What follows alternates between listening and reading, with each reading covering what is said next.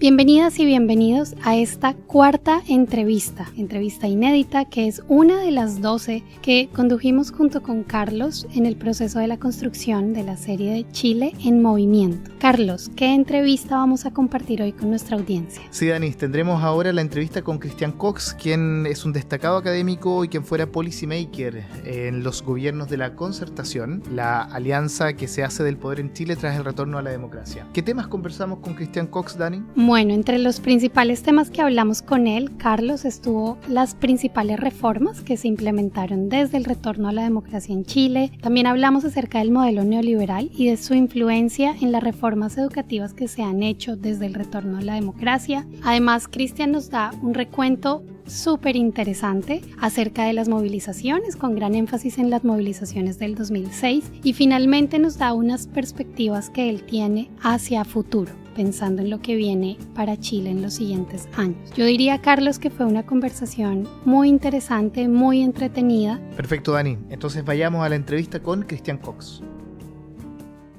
Mi nombre es Christian Cox, soy un académico de la Universidad Diego Portales en Santiago de Chile. Antes fui académico también y decano en la Universidad Católica de Chile, una de las dos más antiguas del país. Y antes de eso, entre el año 90 y el 2006, trabajé en el Ministerio de Educación de Chile en los equipos responsables de las políticas de 3 gobiernos inmediatamente después de la transición. Gobierno de los presidentes Elwin, Frey y Lagos. De modo que respecto a una parte de lo que vamos a conversar, las políticas de ese periodo, mi involucramiento fue como actor y después largamente como analista, pero experiencia directa en esa fase de políticas prolongada e intensa. Así es que sí, esa es mi doble relación con nuestra temática, como actor en el Ministerio de Educación en un periodo especialmente rico y cargado de iniciativas, como fue la transición y los gobiernos que le siguieron, y luego como investigador y docente de esta área que llamamos de políticas educacionales. Cristian, bueno, detengámonos en una de esas dos etapas, esa particularmente rica a la que aludes, desde el retorno a la democracia y la implementación de nuevas políticas educativas. ¿Nos pudieras contar, por favor, cuáles fueron las principales reformas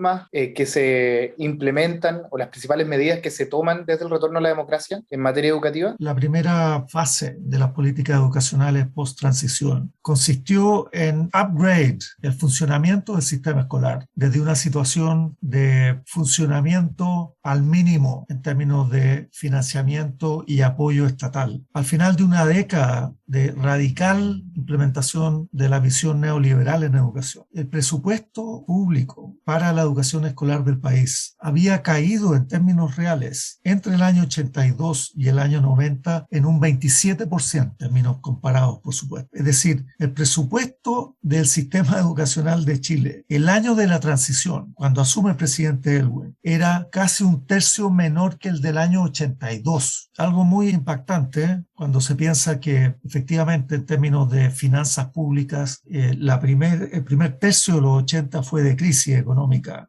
importante y de restricción del gasto por esa condición de base.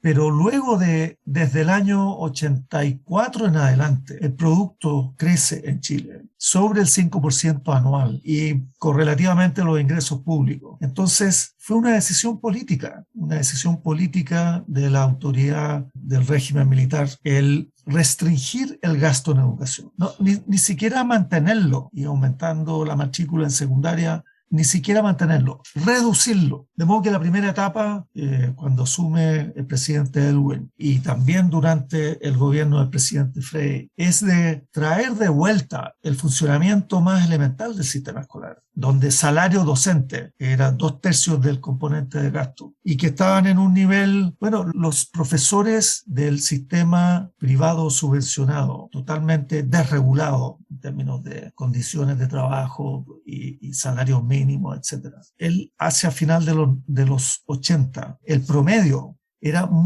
el sueldo promedio de un profesor de la educación básica de Chile era 1/3 mayor que el salario mínimo de la economía del país. Así es que esto está distante en el pasado, pero la transición parte con un sistema muy, muy precarizado. Por eso les doy estos datos. Y el esfuerzo gubernamental inmediato es, uno, fundamental, restablecer unas condiciones de funcionamiento razonables, donde es crucial restablecer un nivel salarial de la profesión docente y unas condiciones laborales docentes de otro nivel. Y lo más importante que ocurre en esos primeros 4 años es justamente el acuerdo y la construcción legal de un estatuto para la profesión, el estatuto docente. Es la medida principal educacional del gobierno del presidente de los 4 primeros años, que tiene un correlato salarial inmediato y de seguridad en el empleo también inmediato. Yo doy mucha importancia a, todos los intérpretes de este periodo le dan muchísima importancia al estatuto docente, que equivale al inicio de la reconciliación de la profesión docente con el Estado, un Estado que maltrató a la docencia de Chile en forma sistemática, salarialmente, perseguía políticamente, y en términos de estatus, las reformas de la dictadura en la educación superior sacaron estatutariamente a la profesión docente del estatus de profesión universitaria. Es una reforma, Daniela, que distinguió universidades de institutos profesionales y centros de formación técnica, 3 tiers, 3 niveles de instituciones, y definió que la profesión docente correspondía a institutos profesionales, sacándola de la universidad, estatutariamente, no de hecho.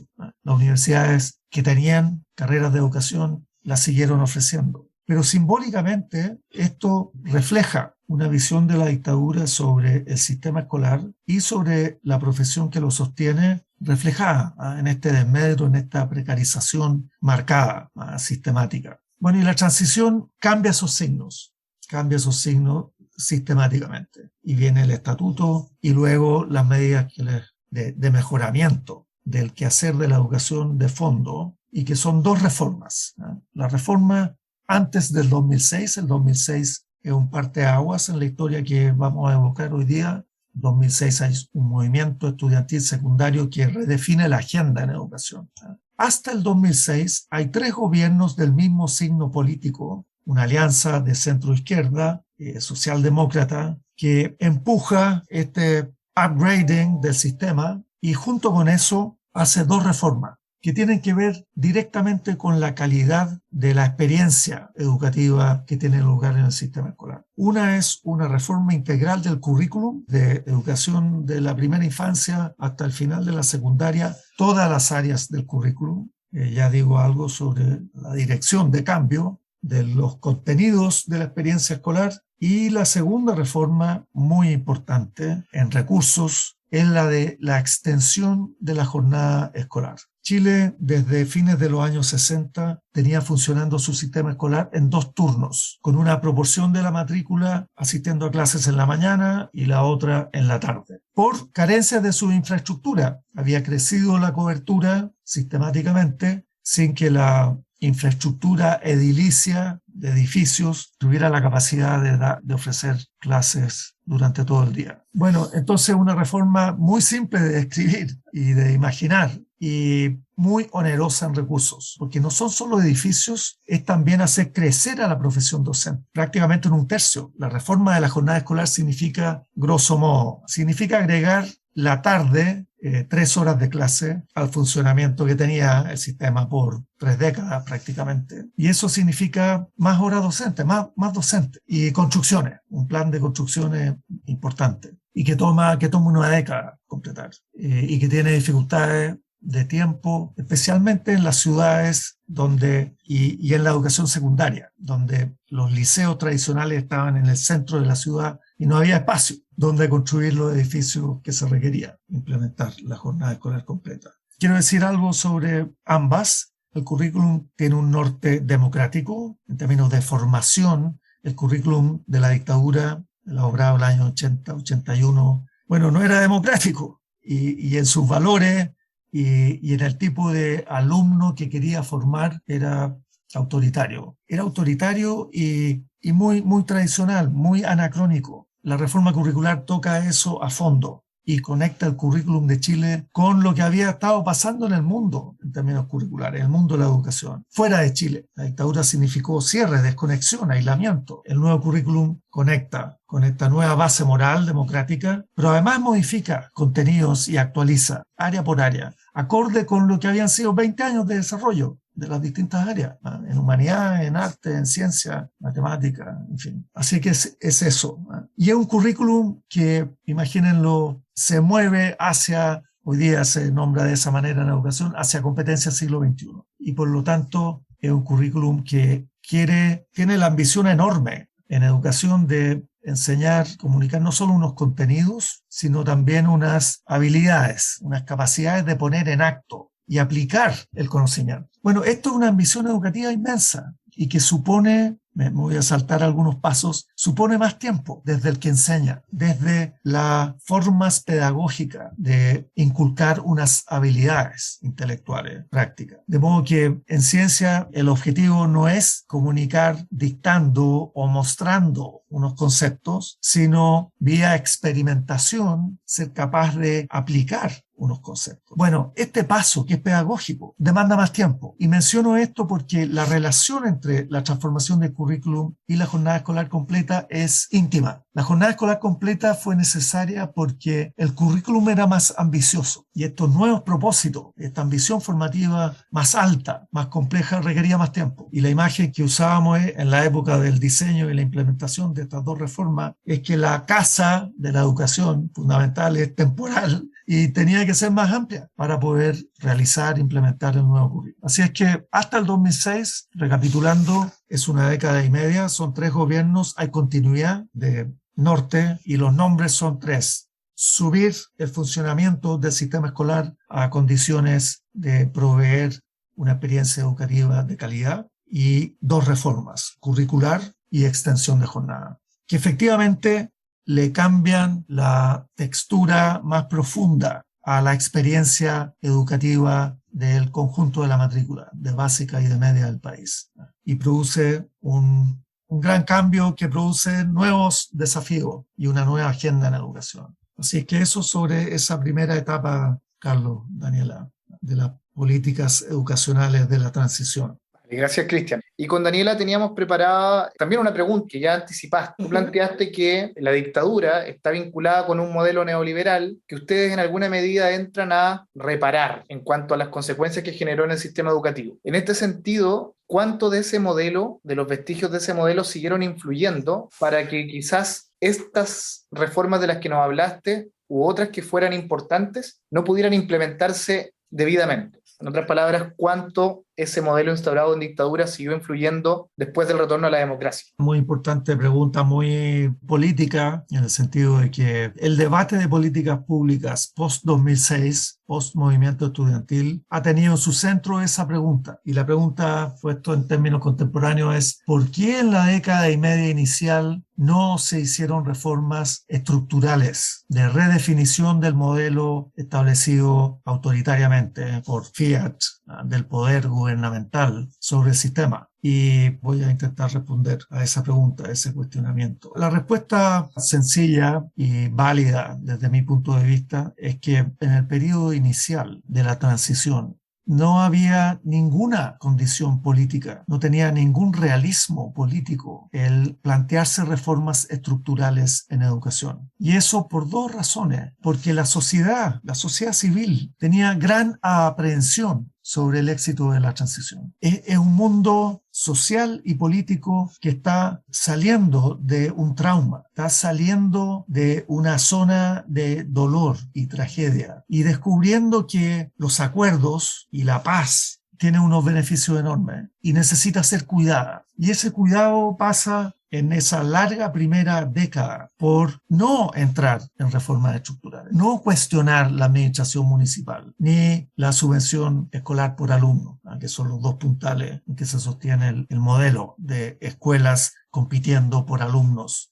que portan la subvención estatal. Junto con esta caracterización gruesa sociológica que estoy haciendo, hay una realidad política inmensa, y es que el Parlamento tiene 7 senadores designados por la dictadura y que es parte del acuerdo de la transición. Y por lo tanto, no había políticamente, suponiendo que la sociedad hubiera habido apoyo a hacer una reforma estructural anti-modelo establecido en los 80, hubiera habido bases de apoyo social para eso. Políticamente estaba bloqueada por esta institución de los senadores de la dictadura 7 senadores, y donde estas reformas tenían además quórums altos para ser aprobadas y efectivamente un bloqueo, un candado a ese tipo de reformas. Con lo cual están fuera de la agenda, no están en el imaginario de ningún actor político responsable en ese periodo. Completamente fuera de la agenda. Y es lo que hace que toda la energía de cambio en educación se haya dirigido al, dicho coloquialmente, al adentro de la experiencia educativa, a través de instrumentos como los que les mencioné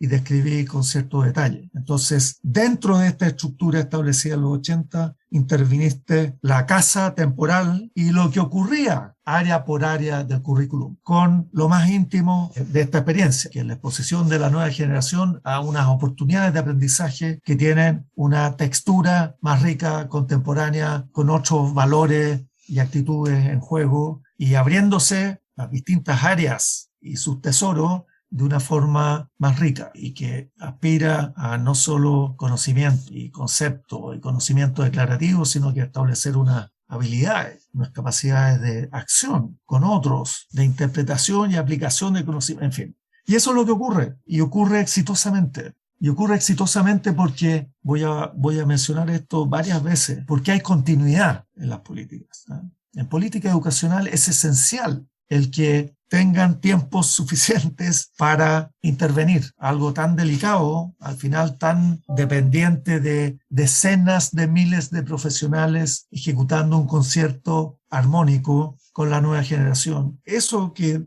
evoco metafóricamente toma mucho tiempo. Ciertamente más que un periodo presidencial. El de Elwin fue de 4 años, muy corto. Luego vinieron 2 gobiernos de 6 años. Bueno, en una década y media cambias esa textura. Si es que tienes una dirección de las políticas que es consistente, que es acumulativa, que va aprendiendo de su propia implementación. Y eso es lo que ocurrió. Esa es la gran bondad de haber descubierto que con independencia de este bloqueo político de los pilares del modelo, podías actuar within las estructuras en forma que tocaba contenidos y relaciones en forma consistente, potente, que al final se traduce. Chile entra a participar en los estudios internacionales y los marcadores en términos de resultados de aprendizaje de nuestros estudiantes se mueven consistentemente, fruto de esto, positivamente, hacia arriba, muy destacadamente en el concierto latinoamericano, lejos de Europa, por cierto, pero muy destacadamente respecto a Latinoamérica. Y Chile cambia de posición en Latinoamérica. En fin, así es que hasta el 2006 no estaba en la agenda, nadie intentó. Por supuesto, retrospectivamente, en historia siempre es así, ¿eh? Viene una visión más completa y el cuestionamiento de la nueva generación válido y intrínsecamente generacionales. Bueno, pero tal vez lo que usted está diciendo es totalmente válido hasta el año 6 de esta secuencia o hasta el año 10. Pero ¿por qué entre el año 10 y el 15 no intentaron? Ya no estaban los senadores designados y ya había cambiado el clima político. Ya, pero eso es post hoc.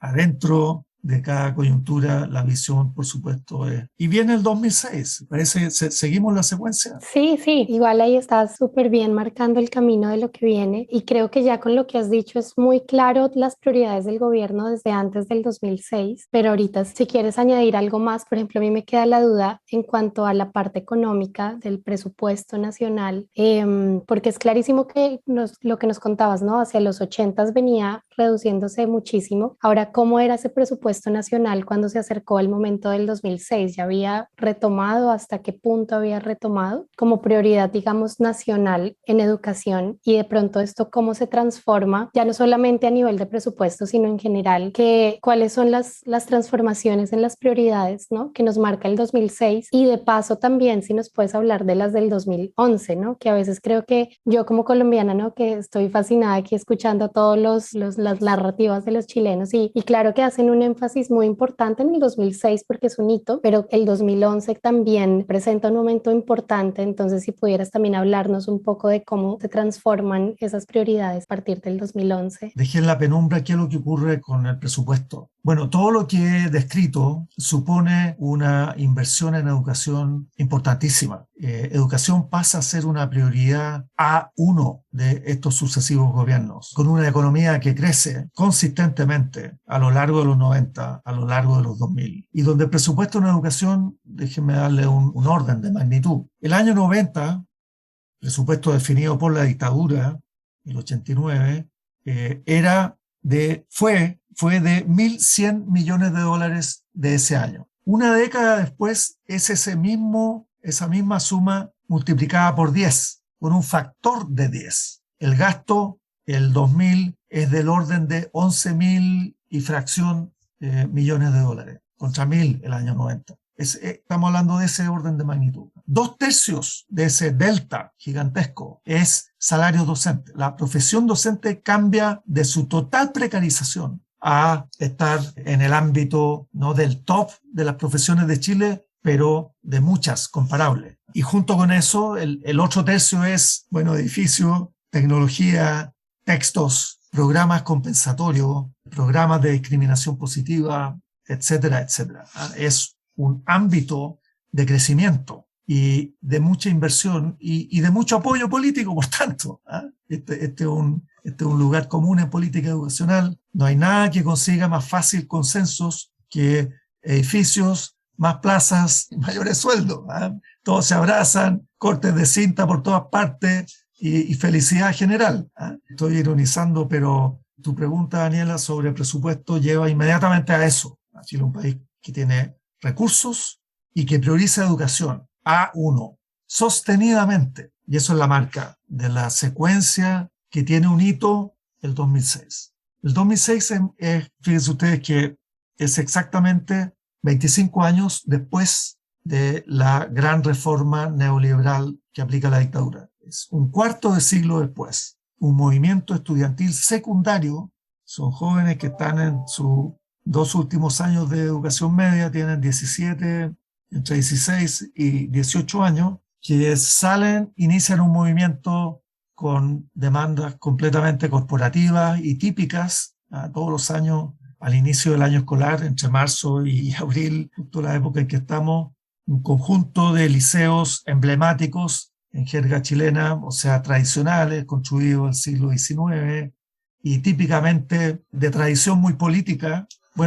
Es usual, es parte del territorio el que al inicio del año escolar plantean unas demandas corporativas. Y corporativas quiero decir pase escolar gratis para transporte en la ciudad, no solo en horas de clases, sino que durante toda la semana. Y mejores almuerzos para la jornada escolar completa y cuestiones de ese tenor. Pero ocurre en ese invierno del 2006, es un momento en que está recién inaugurado el cuarto gobierno de la misma alianza política de centro-izquierda, Daniela. Es el primer gobierno de la presidenta Bachelet, inaugurado el 11 de marzo. El movimiento estudiantil parte en mayo del 2006. O sea, el gobierno está inaugurándose. Los ministros están formando sus equipos. Y sucede, para sorpresa de la sociedad y el sistema político, de que el movimiento escala a otras ciudades y va mucho más allá de los liceos, este núcleo politizado de la educación secundaria en Chile. Y abarca en 3 semanas al 80% de la educación secundaria del país. Y ciudad por ciudad los secundarios marchan y protestan. Y ya no es por el pase escolar y los almuerzos, sino contra la municipalización, contra el lucro, es decir, contra el mecanismo que permitía a la educación privada subvencionada con financiamiento público generar profits y sacarlas de la educación. Y esto el gobierno intenta responder, promete más recursos para los almuerzos y los pasajes escolares, completamente como respondiendo a una demanda a las corporativas, no a las políticas. El movimiento crece en vez de apagarse.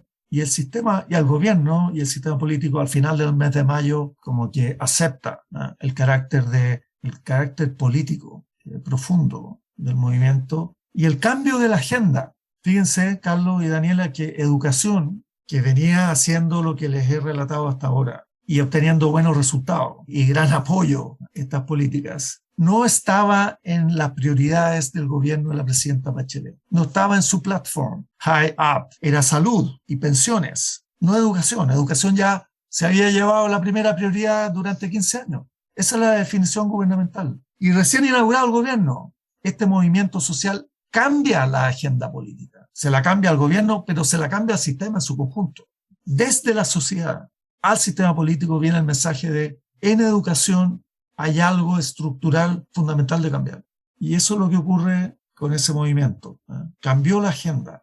Y por la siguiente década y media y 3 gobiernos, el sistema político elabora respuestas a esta nueva agenda. Esa es mi visión del periodo que sigue, el 2006, que incluye un movimiento equivalente universitario, el 2011, y que incluye una serie de leyes que van ajustando una respuesta a esta demanda de cambios estructurales, de redefinición del modelo neoliberal. La respuesta del gobierno fue convocar a un consejo asesor presidencial sin precedentes en el número y diversidad institucional de sus componentes, de un consejo de 82 personas, donde hay dirigentes estudiantiles secundarios y universitarios, 12 dirigentes estudiantiles, 6 y 6, rectores de universidades, obispos, parlamentarios, dirigentes del sindicato de docentes, mundo experto, centros académicos variados, todo el campo educacional. Consejo Asesor Presidencial, con el mandato, la petición de la presidenta, ella la convoca, de ojalá converger sobre un diagnóstico, ¿qué es esto? Y proponerle al gobierno un derrotero de salida, de cambio, de reformas. Una experiencia interesantísima, es plural, esto que les estoy evocando, este consejo tiene al centro, a la derecha y a la izquierda adentro, y esta multiplicidad de voces y miradas institucionales, expertas y ley, representantes de padres, representantes de los pueblos originarios, en fin. El Consejo trabaja por 6 meses, todos los viernes de 6 meses, de junio a diciembre del 2006.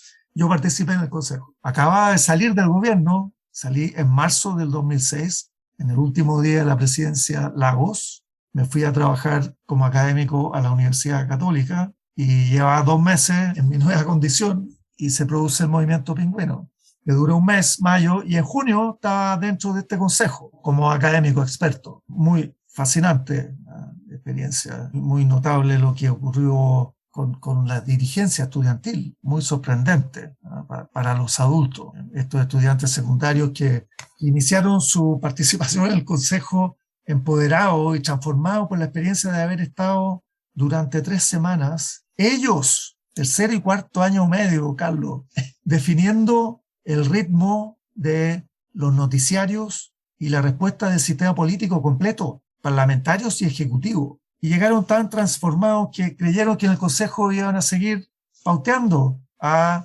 70 adultos, muy adultos, very senior. Cuando te digo obispos y rectores, ustedes se imaginarán de qué se trata. Y estos adolescentes de 16 y 17 años quisieron mandar las comisiones del caso, liderarlas. No, es un caso de antología. ¿Qué le puede ocurrir a un actor de esa edad? Bueno, a la tercera reunión, esto está escrito, it's all in the books, sobre estos procesos. Una cosa es que puedas cambiar la agenda, y eso lo hacen los movimientos sociales. Otra cosa es que puedas elaborar alternativas de política. Eso es mundo experto, eso es muy complejo, es muy difícil. Y los jóvenes, a la tercera reunión, en Chile se dice, Daniela, se ubicaron, entendieron que lo que venía ahora era elaboración de alternativas, sobre las que decidiría el gobierno. Y bueno, y siguió más normalmente. Interesantísimo. De estos 3 mundos, izquierda, centro, derecha, elaborando un diagnóstico y conviniendo unas propuestas de cambio, donde en lo fundamental no se llegó a consensos. Y lo que se le entregó a la presidenta en los puntos nodales,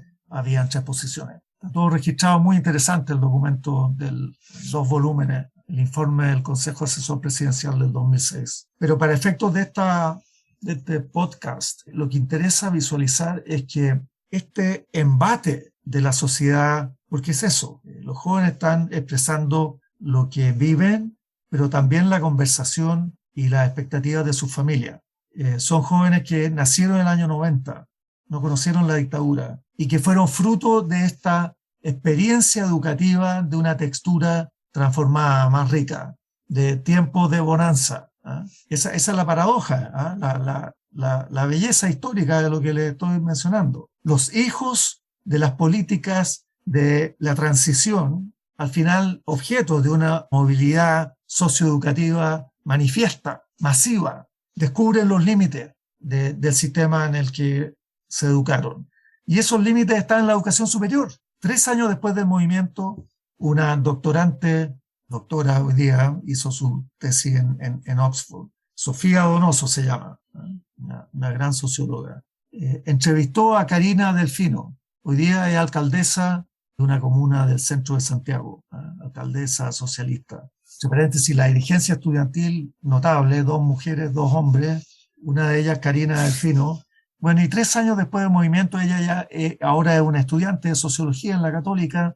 Le pregunta, ¿cuál fue el fondo del movimiento? ¿Cuál es tu interpretación de por qué esto prendió como incendio en pasto seco? Y la respuesta es interesantísima. Acuérdense, ahora está en sociología, en 3er año de sociología, mirando hacia atrás, tiene categoría y dice, en el fondo, lo que movió a esta explosión estudiantil era la vivencia, la realización de que el sistema era ultraclasista. Y dice ella, a mí siempre me dijeron que si no entraba al liceo 1, no iba a tener chance en una carrera buena en la universidad. Yo muestro en mis cursos la foto de ella como dirigente estudiantil con su uniforme, un uniforme azul muy sobrio, de otra época, Daniela, con una insignia en su pecho que es Liceo 1. Ella entró al 1 y terminó en Sociología de la Católica. Clarísimos signos de primer plano, élite profesional chilena.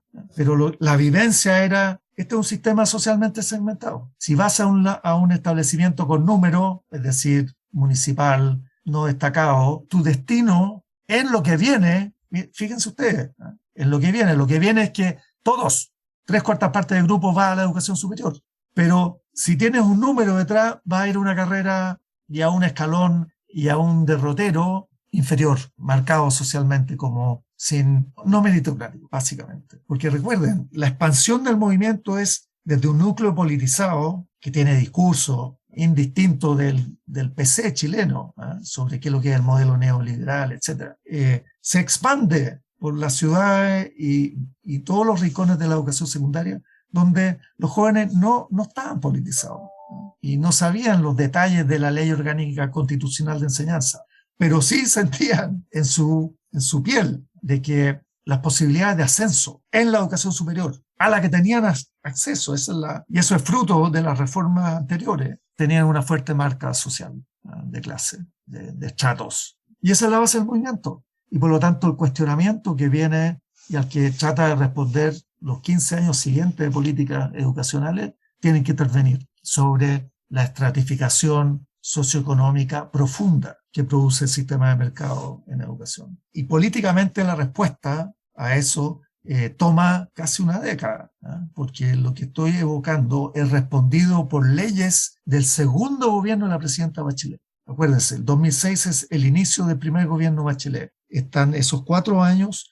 luego 4 años de un gobierno de derecha, primer gobierno del presidente Piñera, en que se continúa el push de reformas a través de leyes importantes, y luego el segundo gobierno de la presidenta Bachelet, que saca 3 leyes, se las refiero inmediatamente, que efectivamente redefinen esta estructura. Uno puede decir que el 2006 fue respondido finalmente recién entre el 2014 y el 2018, al tercer gobierno, al tercer periodo gubernamental post-pingüinos.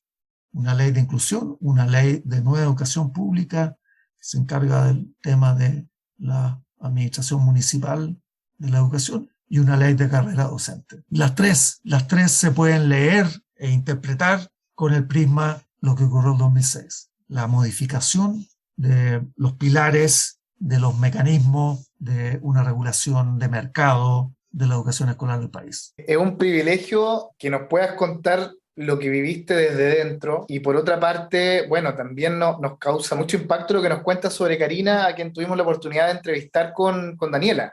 Si tienes algo más que quisieras comentarnos sobre lo que has venido narrando como cierre, por nuestra parte, si pudieras comentarnos algo de cómo es la situación a hoy, ¿sí? De qué crees tú que sería importante para el gobierno y para las reformas que vienen ahorita a priorizar a hoy, de todo lo que queda igual abierto, ¿no? Porque estos son procesos largos que algunos se van resolviendo, otros no. ¿Cómo lo ves? Si hay algo concreto que pudieras comentarnos al respecto. Muy importante pregunta al cierre, Daniela. ¿Qué reformas ahora? Es la última pregunta de ustedes. Y la respuesta simple es, no es un tiempo de nuevas reformas. Es tal el volumen y la complejidad de los cambios que traen estas 3 leyes mayores, que a su vez están respondiendo a esta presión de cambio de casi una década antes. Fíjense el ritmo de esta relación entre sociedad, sistema político y sistema educativo, que es de décadas. Por lo tanto, es un tiempo en que el sistema tiene que absorber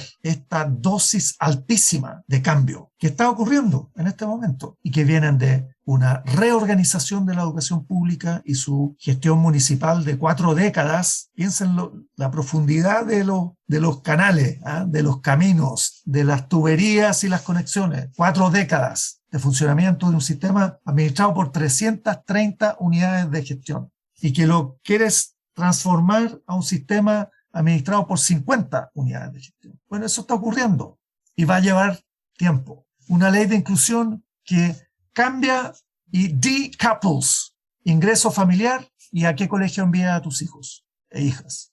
De nuevo, algo que funcionó de esa manera por 40 años y donde las expectativas de movilidad de cada familia con un delta de ingresos pasaba por este mecanismo y que lo desarmas. Esa es la ley de inclusión y establece un sistema aleatorio, pero informado por las preferencias de la familia, de selección de estudiantes por los establecimientos, por el sistema. Mayor en su complejidad técnica, logística, pero todavía mayor en términos de transformación cultural, de algo que hay 3 generaciones que vivieron su vida entera al interior de una lógica que está redefiniendo. Y también con la ausencia, la tercera ley, tu pregunta me ayuda a mencionar estas 3 leyes fundamentales recientes, 2018 la última, es sobre los docentes. Cómo se forman, cómo se seleccionan, cómo se forman, cómo la profesión es regulada una vez en el desempeño de su quehacer. Y es una ley que reúne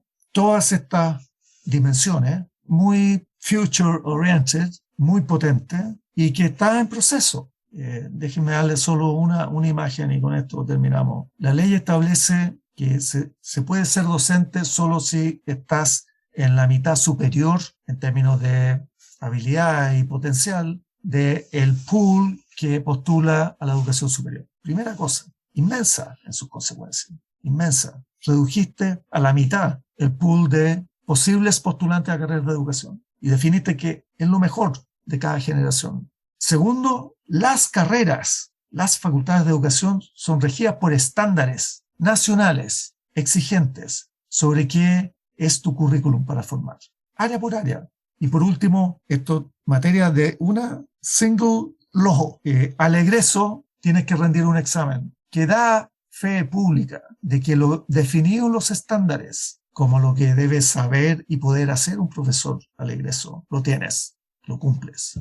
Bueno, una cosa es tener estas reglas de selección, formación y certificación al final. Y otra cosa es tener transformadas tus facultades de educación y tus instituciones siendo capaces de alcanzar esos estándares y producir egresados que sistemáticamente tienen esas capacidades. Y eso toma tiempo, y el sistema de que hemos estado tratando en esta conversación, estos múltiples ámbitos de su funcionamiento, absorbiendo esta presión enorme, consistente de cambio que viene desde las políticas públicas. Yo visualizaría que la próxima década es de implementación y es de crecimiento gradual y orgánico de estos cambios en las instituciones y en las capacidades de los actores clave, más que qué cosa grande falta. Estos procesos van a generar su propia nuevos problemas, por supuesto. De verdad, Cristian, un honor haberte escuchado hoy, espectacular y dejas clarísimo, no solo dejas muy claro lo que más o menos ya sabíamos, sino que traes a colación muchas cosas que a mí me dejan pensando, todo lo que mencionas de pensar en esta generación del movimiento como respuesta a toda la historia que viene a sus familias, a la opresión casi que viene desde atrás, es muy importante dentro del entendimiento de lo que fue este fenómeno, ¿no? Solo agregar, agradecido y fantástico, Cristian. Muy, muy, muy buena entrevista. Gracias a ustedes, grandes entrevistadores, pacientes además.